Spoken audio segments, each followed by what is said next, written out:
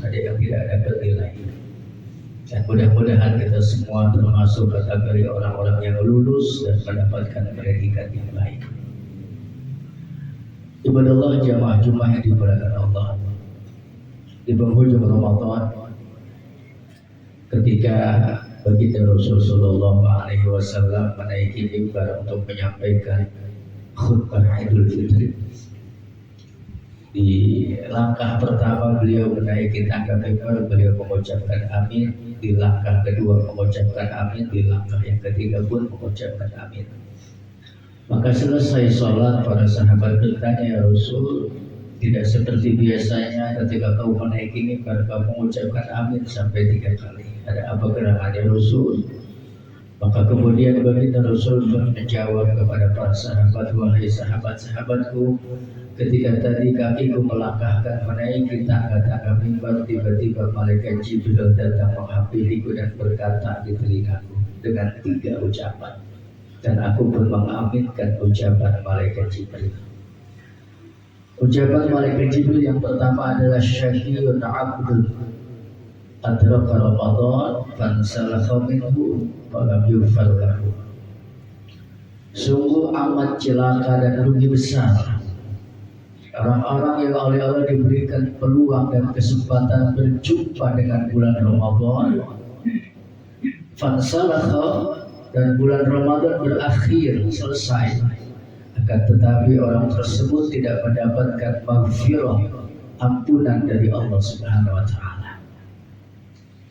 Aku pun mengucapkan amin. Maka kita semua sangat berharap dan berdoa kepada Allah, mudah-mudahan Ramadan yang baru saja meninggalkan kita bukanlah Ramadan terakhir buat kita. Sama-sama kita berdoa dan memohon kepada Allah, mudah-mudahan Allah masih selalu dan terus memberikan kesempatan kepada kita untuk bisa berjumpa dengan bulan Ramadan di tahun-tahun berikutnya. Dan semoga Ramadan kemarin menjadi madrasah pelajaran berharga buat kita, sehingga amal-amal yang sudah kita lakukan di bulan Ramadan kemarin betul-betul bisa membentuk pribadi kita menjadi pribadi yang semakin taat, tunduk patuh kepada Allah.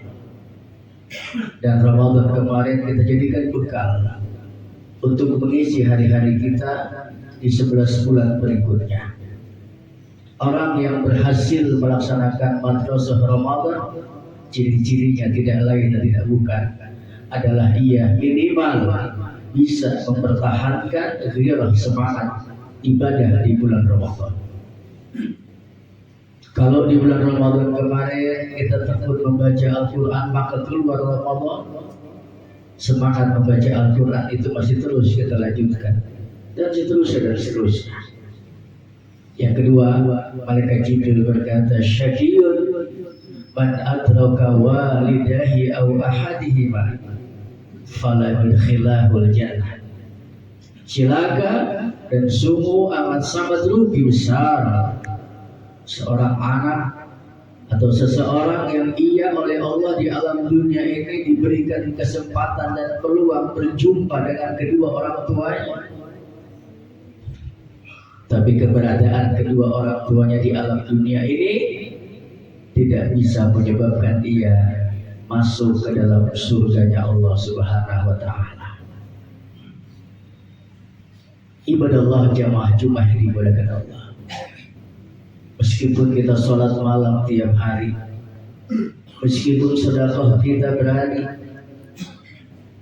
meskipun kita sering khatam Quran, puasa sunnah tidak pernah kita tinggalkan, tapi kalau kita menyakiti hati kedua orang tua kita, maka itu semua tidak akan ada manfaat dan nilainya di hadapan Allah Subhanahu wa Ta'ala.